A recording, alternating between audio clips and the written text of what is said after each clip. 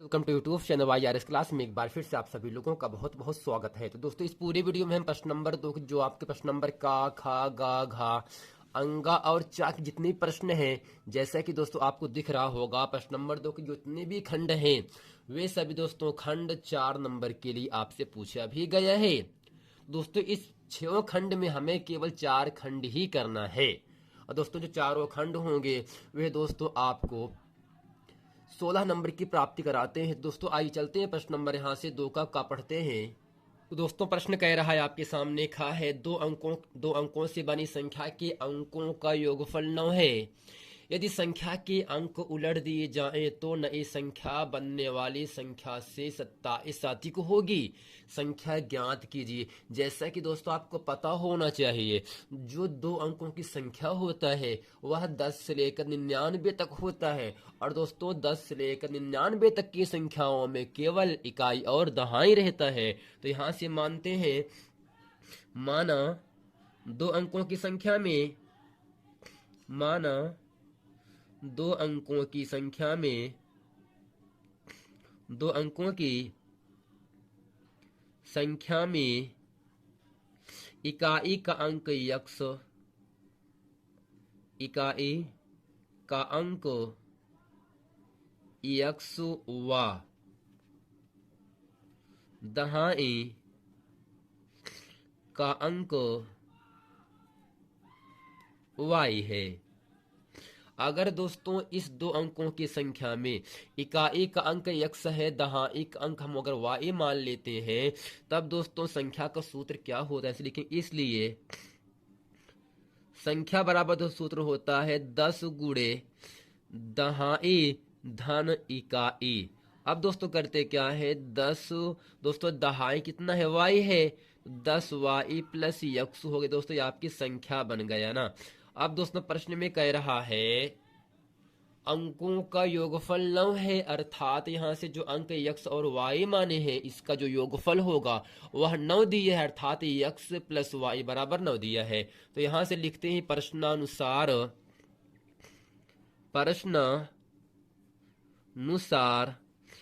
दोस्तों प्रश्न में क्या कह रहा है अंकों का योगफल 9 है। तो यहाँ से लिखेंगे अंकों का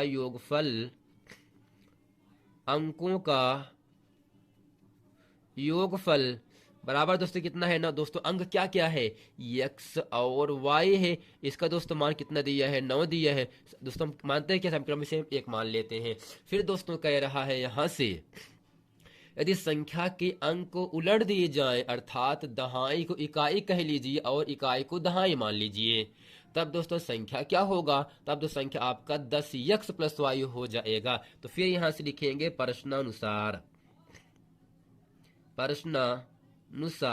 दोस्तों अब इसमें क्या कह रहा है अगर संख्या दोस्तों आपका 10 वाई प्लस यक्स है, यदि संख्या के अंकों को पलटने से बनी संख्या 27 अधिक है, अर्थात दोस्तों यदि संख्या के अंक पलट दिए जाएं तो नई संख्या से 27 अधिक हो जाता है। अर्थात दोस्तों अभी संख्या 10 वाई प्लस यक्स है, जब नई संख्या पलटेंगे अर्थात जब अंक पलटे तो संख्या बदल जाएगी। तो होगा दोस्तों क्या 10 यक्स प्लस वाई पुरानी संख्या नई संख्या से यानी नई मूल संख्या से 27 अधिक होगी। तो दोस्तों यहां से यदि संख्या के अंक पलट देंगे तब दोस्तों नई संख्या बनने वाली संख्या से 27 अधिक, अर्थात दोस्तों जो नई संख्या बनेगी वह दोस्तों 27 अधिक है किससे मूल संख्या का, मतलब जो संख्या 10 वाई प्लस यक्स है। अब दोस्तों करते क्या है यहां से इसका हम दोस्तों पक्षांतर कर देंगे तो होगा 10 Y plus X minus 10 X minus Y बराबर दोस्तों आपको 27 होगा। दोस्तों 10 वाई में 1 वाई घटाएंगे तो आपको मिलेगा 9 वाई, तो 9 वाई माइनस 9 यक्स बराबर 227 हुआ। और यहाँ से करते क्या है 9 कॉमन कर लेंगे तो होगा यहाँ से वाई माइनस यक्स बराबर दोस्तों 27। दोस्तों 9 तिरिक 27, तो यहाँ से वाई बराबर आपको मिलेगा y बराबर दोस्तों क्या मिलेगा 3 दोस्तों माइनस यक्स का दोस्तों पक्षांतर प्लस यक्स हो जाएगा। अब दोस्तों इसे हम समीकरण नंबर 2 मान लेते हैं। अब दोस्तों करते क्या है यहाँ से y का मान समीकरण नंबर 1 में रखने पर, तो यहाँ से लिखेंगे y का मान y का मान समीकरण 1 में रखने पर दोस्तों एक आपके सामने क्या है, यहां से एक आपके सामने है x प्लस वाई बराबर दोस्तों कितना है 9। तो जहां पर दोस्तों y है वहां पे दोस्तों हमें रखना है 3 प्लस एक्स बराबर दोस्तों 9, एक्स एक्स 2x बराबर 9 प्लस 3 का पक्षांतर -3 होगा। 2x बराबर दोस्तों 9 में से 3 के आपको 6 मिलेगा। x बराबर दोस्तों 2 पहाड़े में 6 3 बार पे आता है। दोस्तों x बराबर 3 आ गया ना। अगर दोस्तों x का मान 3 आ गया है तो हमें y का भी मान निकालना है। दोस्तों यहां से लिखते हैं क्या है, x का मान 2 में रखने पर दोस्तों 2 आपके सामने है क्या, y बराबर 3 प्लस एक्स है ना, तो y बराबर 3 प्लस एक्स है। अब दोस्तों y बराबर ये होगा 3 प्लस दोस्तों x का मान 3 है। दोस्तों y बराबर 3 3 6 हो गया आपका। अब दोस्तों करते क्या है, यहां से हमसे संख्या पूछ रहा है ना, तो यहां से लिखेंगे इसलिए संख्या बराबर दोस्तों क्या होगा आपका 10y प्लस एक्स है। 10y प्लस एक्स है, 10 गुड़ी y का मान दोस्तों 6 प्लस एक्स का मान 3 है। तब दोस्तों 10 छंग 60 3 63, अर्थात दोस्तों संख्या यहाँ से 63 होगा। या दोस्तों जब हम अंक पलटेंगे तब दोस्तों ये आपका 36 प्राप्त हो जाएगा। दोस्तों आशा करते हैं प्रश्न नंबर 2 का खा अच्छे तरीके से आप लोगों को समझ में आ गया होगा। अब दोस्तों चलते हैं प्रश्न नंबर 2 का गा पढ़ते हैं। अब दोस्तों प्रश्न नंबर 2 का घा कह रहा है, चित्र में यदि दोस्तों यहां से जो आपका BD है या दोस्तों BD लंब किस पर है, AC पर है, और AC लंब दोस्तों AB पर। दोस्तों कहने का मतलब क्या होगा, इस पूरे चित्र में BD एक आपकी लंब रेखा है। यह दोस्तों जो BD लंब रेखा है वह किस पर है, वह दोस्तों AC पर है। और यहां से जो आपका AC लंब रेखा है वह दोस्तों AB पर है। तो दोस्तों सिद्ध क्या करना है, त्रिभुज AEC, त्रिभुज दोस्तों से अर्थात दोस्तों आपको जो पहला त्रिभुज बड़ा त्रिभुज इसको सिद्ध करना है। और दोस्तों त्रिभुज ADB, तो अर्थात यहां से ADB अर्थात दोस्तों ये आपका दोनों बड़ा त्रिभुज दोस्तों, और इसके साथ जो आपका ये जो आपका त्रिभुज दूसरा वाला है इसको दोस्तों हमें सिद्ध करना है। अब दोस्तों करते क्या है, यहां से लिखेंगे दोस्तों, यहां से लिखेंगे त्रिभुज त्रिभुज AEC, त्रिभुज AEC, त्रिभुज AEC और त्रिभुज ADB में, और त्रिभुज ADB में। अब दोस्तों करते क्या है, यहां से अगर दोस्तों बात किया जाए इस त्रिभुज और इस त्रिभुज की बात करें, यानी इस त्रिभुज में और इस त्रिभुज की बात करेंगे दोस्तों, तो कोण E दोस्तों किसके बराबर है, कोण D के बराबर। और दोस्तों कोण E और D किसके बराबर है दोस्तों, 90 अंश कोण के बराबर अर्थात समकोण के बराबर है। अब दोस्तों यहां से लिखेंगे इसलिए कोण AEC कोण AEC बराबर दोस्तों कोण क्या होगा ADB अर्थात दोस्तों बीच में है आपका E है, बीच में आपका D है, तो यहाँ पर E और D दोस्तों क्या होंगे, दोनों 90 का कोण प्राप्त हो रहा है। तो यहां से लिखिएंगे समकोण त्रिभुज है, यहां से लिखेंगे समकोण त्रिभुज है। या दोस्तों इसे लिख सकते हैं यहां से है CE दोस्तों लंब किस पर है, AB पर है, तो यहां से CE लंब AB, और दोस्तों यहां से क्या होगा BD लंब दोस्तों किस पर है, BD लंब दोस्तों किस पर है, AC पर है। अब दोस्तों यहां से करते क्या है, तो दोस्तों एक कोण बराबर हो गया। अगर दोस्तों यहां से हम और लिखें, अगर दोस्तों इसकी बात करें त्रिभुज EAC, त्रिभुज EAC और दोस्तों त्रिभुज DAB दोस्तों दोनों त्रिभुज में EAC और DAB में दोस्तों दोनों कोण आपके ए उभयनिष्ठ कोण आ रहा है ना। तो यहां से लिखेंगे कोण EAC कोण EAC बराबर दोस्तों कोण क्या होगा DAB के बराबर, DAB। और दोस्तों बराबर क्यों है, तो लिखेंगे दोनों कोण क्या है दोस्तों, दोनों कोण बराबर है। तो यहां से लिखेंगे दोनों कोण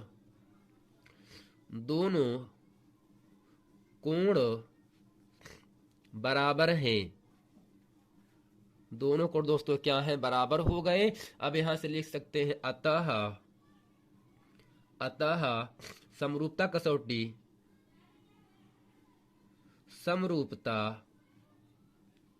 कसौटी कोण कोण यानी एंगल एंगल से त्रिभुज ए ई सी बराबर दोस्तों समरूप त्रिभुज क्या होगा, ए डी बी। और दोस्तों आशा करते हैं प्रश्न नंबर 2 का प्रश्न नंबर घ अच्छे तरीके से आप लोगों को सिद्ध करने की सवाल अच्छे तरीके से समझ में आ गया होगा। अब दोस्तों प्रश्न नंबर 2 का अंग इसमें कह रहा है, इसमें दोस्तों आपसे ये कहा जा रहा है समांतर माध्य ज्ञात करना है, जिसका दोस्तों सूत्र होता है एक्स बार बराबर सिग्मा एफ गुणे एक्स बटे सिग्मा एफ। अब दोस्तों यहाँ से वर्ग अंतराल दिया है, बारंबारता दिए है। अब दोस्तों जब वर्ग अंतराल और बारंबारता दिया होता है और हमें इसके साथ जब समांतर माध्य निकालना होगा तो एफ गुणे एक्स का मतलब होता है बारंबारता और मध्यमान का गुणनफल होता है, जिसे हम दोस्तों क्या कहते हैं सिग्मा एफ के बराबर, अर्थात जब दोनों सबका मान को जोड़ देंगे तो यहाँ से होगा क्या दोस्तों, अब देखो यक्स का मान क्या क्या होगा दोस्तों, यक्स का मान हम दोनों मानों को जोड़ेंगे और 2 से भाग करेंगे तो 10 0 10 दोस्तों 2 से भाग करेंगे 5 आ जाएगा। और दोस्तों 20 10 30 30 क्या था 15, अर्थात 5 15 दोस्तों 25 होगा, 25 दोस्तों 10 35 होगा और दोस्तों 35 10 दोस्तों 45 हो जाएगा। अब दोस्तों यहां से करते क्या है, हम यहां से पहले दोस्तों जोड़ते हैं बारंबार, तो योगफल कितना दिया है 8 5 13 13 2 15 15 दोस्तों 5 20 हो गया, 20 के 2 हासिल लगा 2 2 1 3 3 2 5 1 6, अर्थात दोस्तों जो बारंबारता का योगफल आया सिग्मा एफ का मान आया वह दोस्तों आपके सामने 60 प्राप्त हो गया। अब दोस्तों यहाँ करते क्या है, एफ गुणे एक्स कब प्राप्त होगा, जब एफ वाले मान में एक्स वाले मान से गुणा कर देते हैं तो होगा दोस्तों 25 प्राप्त होगा यहाँ से। और दोस्तों 15 दूनी 30 15 1 15 3 दोस्तों 18 होगा। और दोस्तों यहाँ से 25 25 में दोस्तों होता है 625 होगा। और दोस्तों 35 दहम्मा कितना होगा, 35 दहम्मा 350 होता है। और 8 पंछे 40 8 चौ 32 4 दोस्तों 36 हो जाएगा। अब दोस्तों अब हमें इसको सबको जोड़ना है ना, अब करते क्या है 5 5 5 10 10 को दोस्तों 0 हासिल लगा 1 हो जाएगा। और दोस्तों 6 5 11 11 2 13 13 दोस्तों 7 20 21 21 2 23 23 1 दोस्तों 24 होगा, यहाँ से हासिल लगा दोस्तों 2 मिलेगा। और यहाँ से 3 3 6 6 6 12 13 13 2 दोस्तों 15 हो जाएगा। अब दोस्तों यहाँ से सिग्मा एफ गुणे एक्स का मान प्राप्त हो गया 1540 और सिग्मा एफ का मान मिल गया 60। अब दोस्तों यहाँ से फार्मूला आपके सामने है, अब इसमें दोस्तों मान रखेंगे और हल कर देंगे और आपको उत्तर आ जाएगा।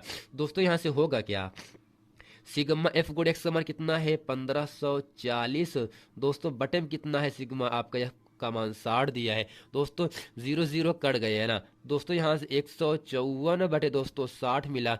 अब करते क्या है, यहाँ से 154 में दोस्तों हम 6 से भाग कर देंगे, 6 दूनी दोस्तों 12 हो गया, 5 में 2 से गया आपको 3 मिलेगा, उतार 2 4 दोस्तों होगा। अब यहाँ से क्या होगा 56 6 30 और दोस्तों यहाँ से 4 मिलेगा, दशमलव बढ़ाएंगे उतारेंगे 0 6 6 36 और दोस्तों यहाँ से 10 में 6 गए 4 आ जाएगा, दशमलव है उतार दो 0, फिर दोस्तों 6 कितना होगा आपका 36 और दोस्तों घट करके आपको यहाँ से 4 ही मिलेगा।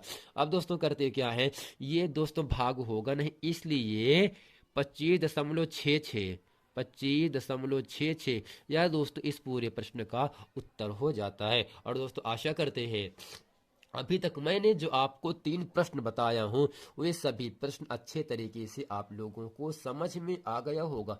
अब दोस्तों चलते हैं प्रश्न नंबर अगला कह रहा है आपके सामने यहाँ से।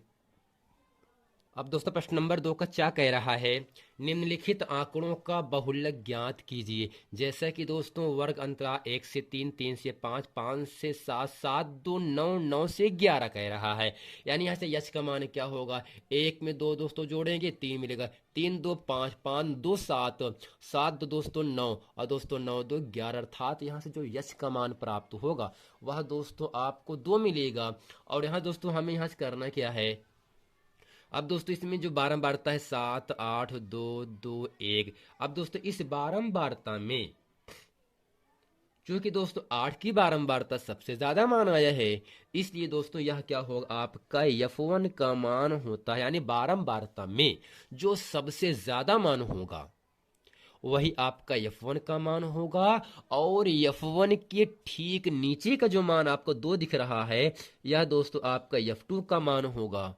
और F1 के ठीक ऊपर का जो मान 7 है, यह दोस्तों आपका F0 का मान होता है। अगर दोस्तों यहाँ से प्रश्न में माध्यिका ज्ञात करने के लिए कहता, तब यहाँ से संचयी बारंबार तक कॉलम बनता और यहाँ से बारंबार तक योगफल को हम यन से दर्शाते। लेकिन दोस्तों बहुलक ज्ञात करना है। बहुलक ज्ञात करने में हमें कुछ नहीं करना है, केवल जो मान सबसे ज्यादा होगा उसको F1 से लिखना है, F1 के ठीक नीचे का जो मान होगा F2 से, और F1 के ठीक ऊपर का जो मान होता है उसे F0 से लिखा जाता है। अब दोस्तों यहाँ से F1 के सामने जो वर्ग अंतराल दिया गया है 3,5 है, इसमें दोस्तों जो आपका 3 है इसे कहते हैं निम्न वर्ग सीमा, इसे ही कहते हैं L1। और दोस्तों जो आपका 5 है इसे कहते हैं उच्च वर्ग सीमा, जिसे लिखते हैं L2 से। अब दोस्तों यहाँ से इसके हल में लिखते हैं, चूंकि 8 बारंबारता सबसे अधिक है, चूंकि 8 की बारंबारता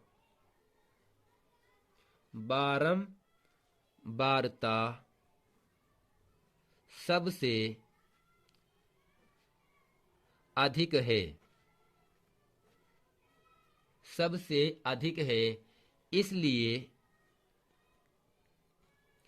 इसलिए 3-5 बहुलक वर्ग होगा,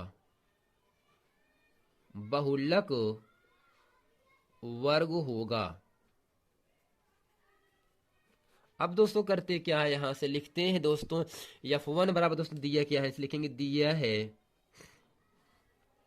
दोस्तों, दिया क्या है F1 बराबर दोस्तों 8 दिया है, और F2 का मान दोस्तों 2 दिया है, F0 का मान 7 दिया है, और दोस्तों L1 का मान कितना होगा आपका 3 दिया है, और L2 का मान दोस्तों यहाँ से 5 होगा, जबकि H का मान दोस्तों यहाँ से आपका 2 की प्राप्ति होगी। अब दोस्तों यहाँ से लिखते हैं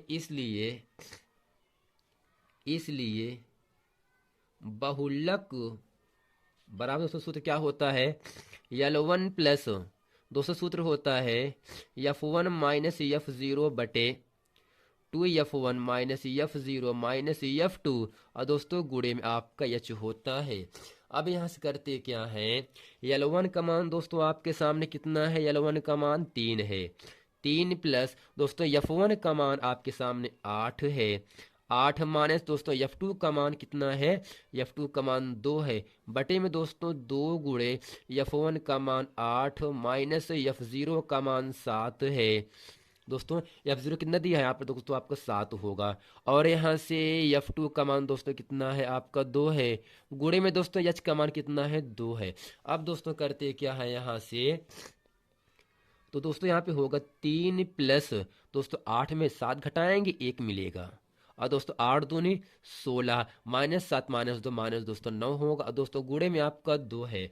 अब यहाँ से करते क्या है, 3 दोस्तों प्लस 2 इकन्नम 2 बट दोस्तों क्या होगा यहाँ से 16 में दोस्तों 9 को 7 को 9 घटाएंगे, आपको मिलेगा दोस्तों यहाँ से 7, क्या दोस्तों 7 मिलेगा। अब दोस्तों यहाँ से करते क्या है, 7 तिरिक 21, 21 2 23, 23 बटे 7, 23 बटे 7, और दोस्तों यहाँ 23 में 7 से भाग करने पर आपको मान मिलता है 3.28। यह दोस्तों इस पूरे प्रश्न का उत्तर हो जाता है। तो दोस्तों आशा करते हैं इस पूरे वीडियो में प्रश्न नंबर 2 के का खा गा घा अंगा और चात जितने प्रश्न हम बताए हैं वे सभी दोस्तों प्रश्न 4 नंबर के महत्वपूर्ण प्रश्न थे। और दोस्तों आशा करते हैं ये पूरा प्रश्न वीडियो अच्छे तरीके से आप लोगों को समझ में आ गया होगा। मिलते हैं दोस्तों नेक्स्ट वीडियो में, तब तक के लिए थैंक यू।